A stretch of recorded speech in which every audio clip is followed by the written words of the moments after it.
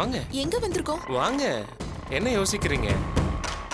ஆமா சோமு, நம்ம ஏன் இங்க வந்திருக்கோம்?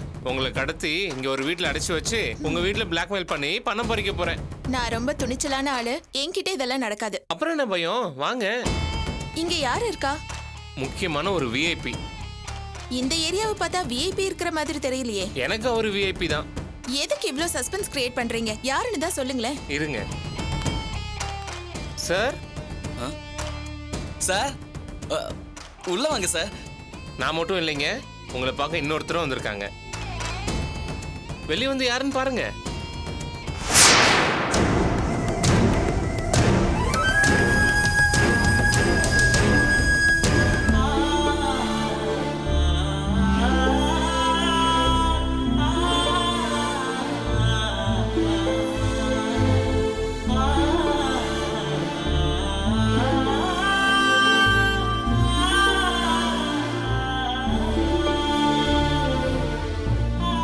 என்ன மனோஜ் சார், ஒரு கப் காஃபி சாப்பிடலாமா?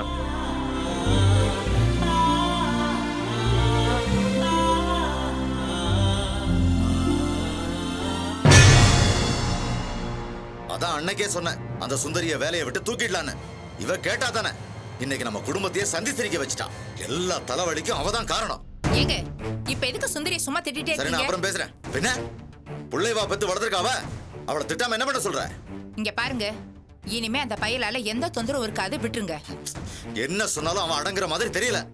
அவன் அந்த கரண்ட் பெட்டியில கைவிட போனால அன்னைக்கே சாப்பிடான்னு விட்டுருந்தா இன்னைக்கு இவ்வளவு பிரச்சனை வந்திருக்காது.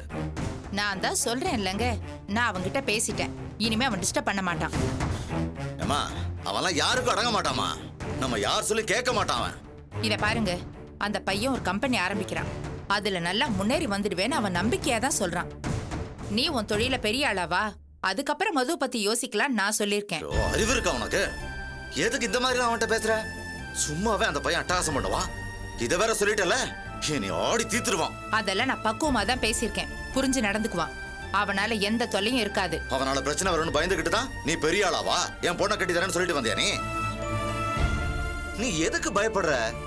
அவனை என்கிட்ட விட்டுரு, நான் டீல் பண்ணிக்கிறேன். கிழிச்சிங்க, உங்களை பத்தி எனக்கு தெரியாதா? வாயை முடிட்டு சும்மா இருங்க. நான் எதுக்கும் பயந்துகிட்டு சொல்லல, என் மனசுக்கே அப்படிதான் தோணுச்சு, அதனாலதான் சொன்னேன். என்ன சுமதி, அவன் ஸ்டேட்டஸ் என்ன, நம்ம ஸ்டேட்டஸ் என்ன? அதெல்லாம் தெரிஞ்சுக்காம தானே உங்க பொண்ணு அந்த பையனை லவ் பண்ணா. அந்த பையன் பண்ண தப்பு மட்டும் உங்க கண்ணு தெரியுது, உங்க பொண்ணு பண்ண தப்பெல்லாம் மறந்து போச்சா? இங்க பாரு, அதெல்லாம் தூக்கி போட்டு வெளியே வந்தாச்சுல, திரும்பி அதை பத்தி யோசிக்கணும். கரண்ட் பாக்ஸ்குள்ள கை வைக்க போனது, ஃப்ரெண்ட்ஸுங்களை அனுப்பி சமரசம் பேசுனது, இது எல்லாமே மது மேல அவன் வச்சிருக்கிற பாசத்தினால தானே பண்ணியிருக்கான். அப்படிப்பட்டவன் மதுவை நல்லா தாங்க வச்சுப்பான். என்ன சுமதி, மதுவுக்கு இதுல சம்மதமான்னு கேட்க வேண்டாமா? நான் அவனுக்கே மதுவை கட்டி கொடுத்துடலான்னு சொல்லல. ஒருவேளை அவன் பிசினஸ்ல நல்லா வந்துட்டா அவனுக்கு கட்டி கொடுக்கறதுல தப்பு இல்லைன்னு தான் சொல்றேன். இன்னொரு விஷயத்தையும் யோசிச்சு பாருங்க, மதுவை பத்தியும் அந்த பையனை பத்தியும் இன்டர்நெட்ல தப்பா வந்துருச்சு. உலகம் பூரா அது தெரிஞ்சு போச்சு. இதுக்கப்புறம் யாருக்கு கல்யாணம் பண்ணி கொடுத்தாலும் அதுல ஒரு மாதிரி தர்ம சங்கடம் இருக்கதானே செய்யும். ஸ்டேட்டஸ்ங்கிற ஒண்ணுதானே இதுக்கு நடுவுல பிரச்சனையா இருக்கு. அப்படி பார்த்தா நாம என்ன வானத்துல இருந்தா குதிச்சு வந்தோம்? இதே பையன் கதிஸ்டோஸ்க்கு ஓனர்னு சொல்லிட்டு வந்து நின்னப்ப நாமளும் சரின்னு சொல்லி அவனை மாப்பிள்ளைய தானே பார்த்தோம். இப்பவும் சொல்றேங்க, இதுதான் முடிவுன்னு சொல்லல, இப்படி இருந்தா சரியா இருக்கும்னு தோணுது, அவ்வளவுதான்.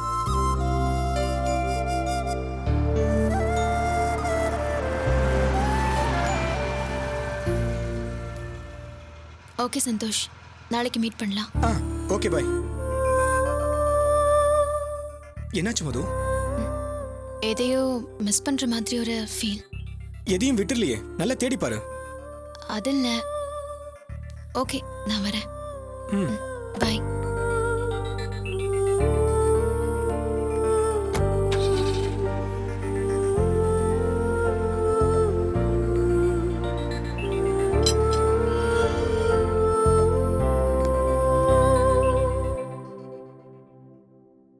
ஏய், எங்க போயிட்டு வர? லைப்ரரி. உன் வண்டி வீட்ல இருக்கு? ஆட்டோல போயிட்டு வரேன்.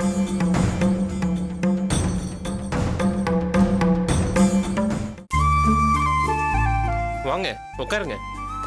உட்காருங்க ரஞ்சினி.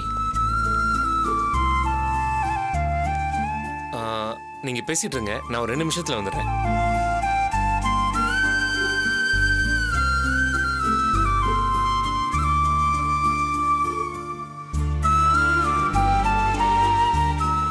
என்ன சார் சாப்பிட்றீங்க? 2 டீ எடுத்துட்டு வாங்க. Okay sir.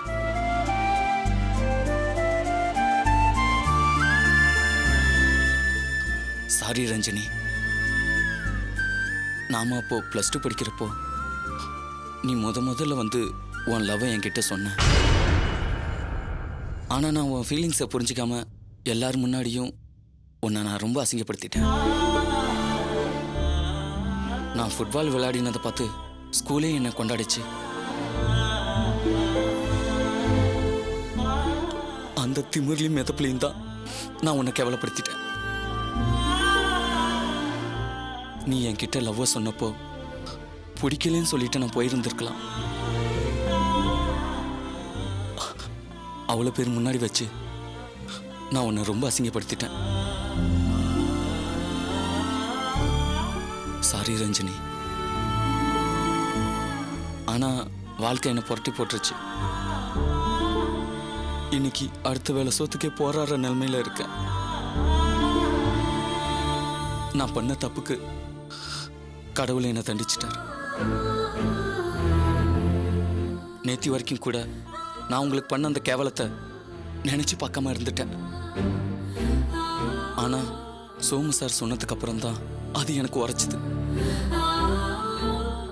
அன்னைக்கு நீங்க ப்ரப்போஸ் பண்ணப்போ நான் டீசெண்டா அவாய்ட் பண்ணியிருந்தேன்னா உங்களுக்கு ஒரு நல்ல லைஃப் அமைஞ்சிருக்கும். இப்படி நீங்க கல்யாணம் பண்ணிக்காம தனியா இருந்திருக்க மாட்டீங்க. எல்லாமே என்னால தான்.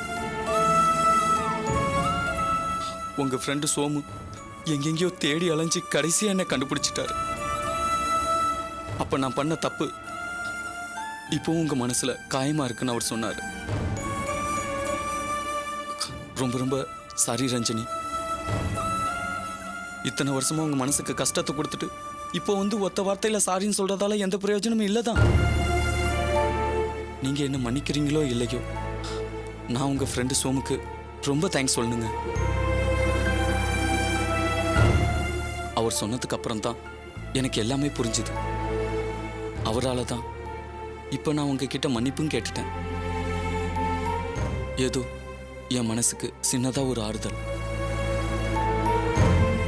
நீங்க என்ன மன்னிச்சிட்டீங்க தானே?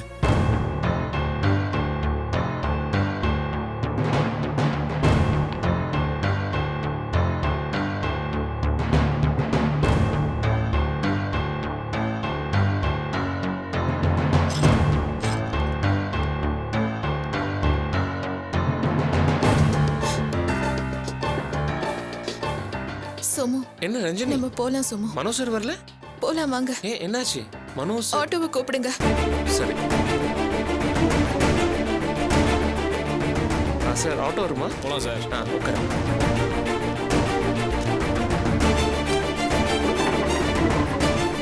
போலாம் sir.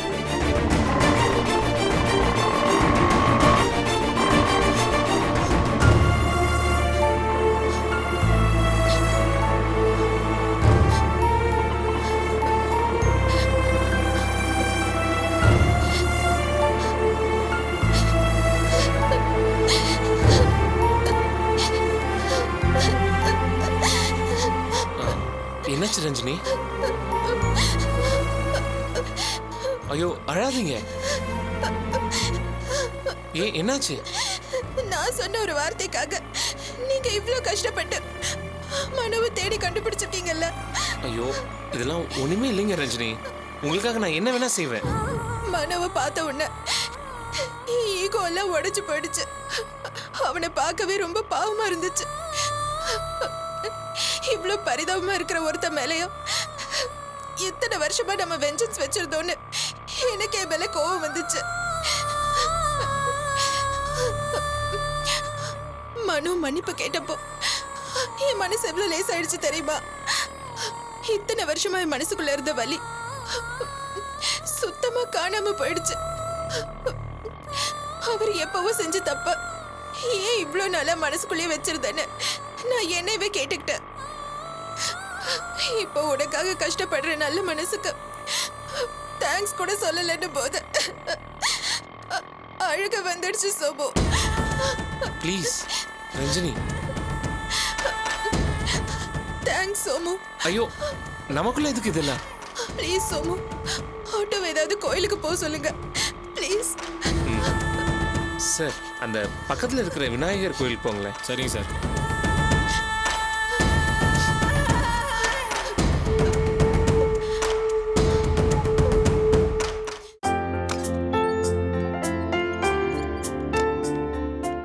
Good morning Nithya. Good morning Babu. என்னாச்சு, எப்படி இருக்காரு? பரவாயில்ல பாபு, மேஜரா ஒன்றும் இல்லை. 2-3 days பெட் ரெஸ்ட் எடுத்தா போதும்னு சொல்லிட்டாங்க.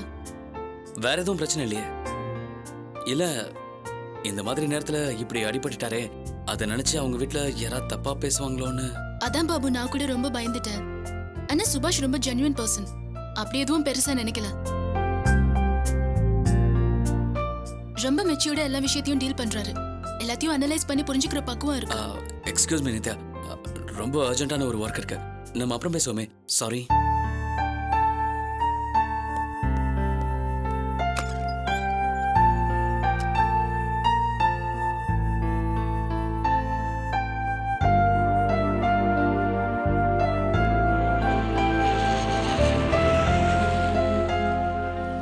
மிஸ்டர் பாபு, தயவு செஞ்சு என் மேல கோவப்படாதீங்க. இதே மாதிரி நான் தலையில கை வச்சு உட்கார்ந்துருந்தப்ப நீங்க வந்து அட்வைஸ் பண்ணதுனால தான் எனக்கு சுப்பு கிடைச்சா. இப்போ உங்களுக்கு அதே சுச்சுவேஷன், நான் தானே உங்களுக்கு ஹெல்ப் பண்ணணும். சார், நான் பயங்கர மூட் அவுட்ல இருக்கேன், தயவு செஞ்சு என்ன தனியா இருக்க விடுங்க. ஓகே ஓகே, நீங்க ரிலாக்ஸா இருங்க, நான் கிளம்புறேன்.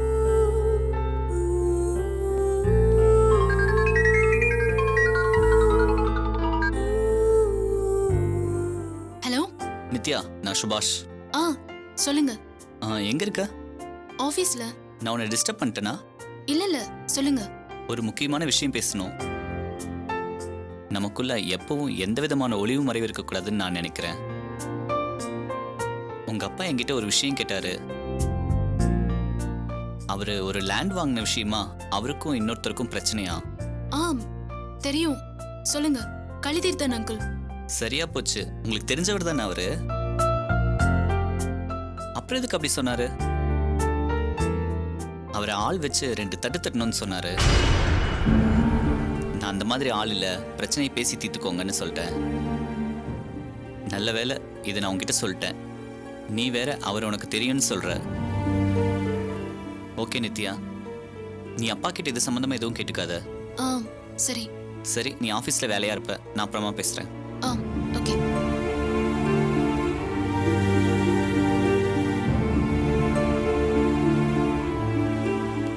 எக்ஸ்கியூஸ் மீ சிஸ்டர், பாபுவை தானே தேடுறீங்க? அவர்கிட்ட என்ன சொன்னீங்க நீங்க? அவர் மூட் அவுட்ல இருக்காரு. நான் எதுவும் சொல்லலையே. ஏதோ முக்கியமான வேலை இருக்குன்னு அவர் தான் போயிட்டாரு. மொட்டை மாடியில தலையில கை வச்சுட்டு நின்றுட்டு இருக்காரு. இது அவ்வளவு பெரிய முக்கியமான வேலையா எனக்கு தெரியல.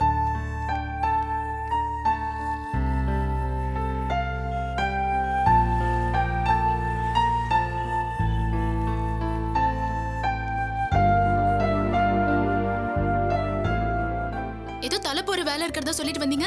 இங்க என்ன பண்ணிட்டு இருக்கீங்க? ஒர்க்ல சின்னதா ஒரு டென்ஷன். அத சொல்ல வேண்டியது தானே. பேசிட்டு இருக்கும்போது பாதியில வந்துட்டீங்க. சரி, உங்க கூட நான் ரொம்ப முக்கியமான விஷயத்தை பத்தி பேசணும்.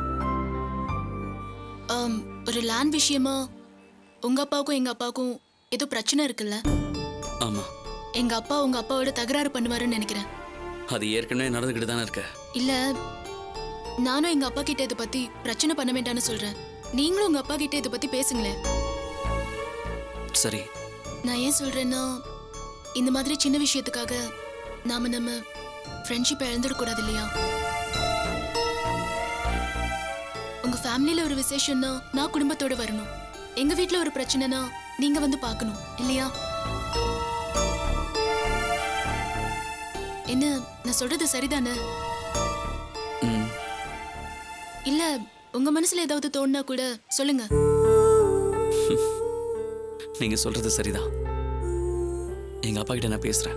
லேண்ட் விஷயத்துல உங்க அப்பா சமாதானம் ஆனா கூட நீங்க விட மாட்டீங்க போல இருக்கு. நீங்க தான் ரொம்ப கோவமா முகத்தை வச்சுட்டு இருக்கீங்களே. அப்படிலாம் எதுவும் இல்லைங்க. அப்ப கொஞ்சம் சிரிக்கலாமே.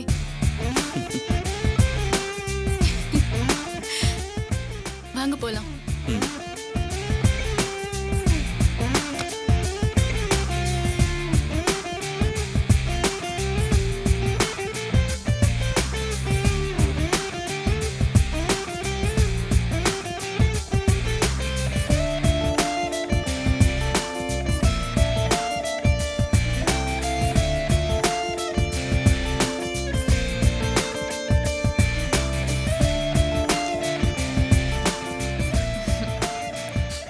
என்னாச்சாரா? ஏன் அழறீங்க? இல்ல சுப்பு, இது ஆனந்த கண்ணீர். அந்த லவ் பேர்ட்ஸ் இதே மாதிரி எல்லா நாளும் இருக்கணும்னு ஆசைப்படுறேன்.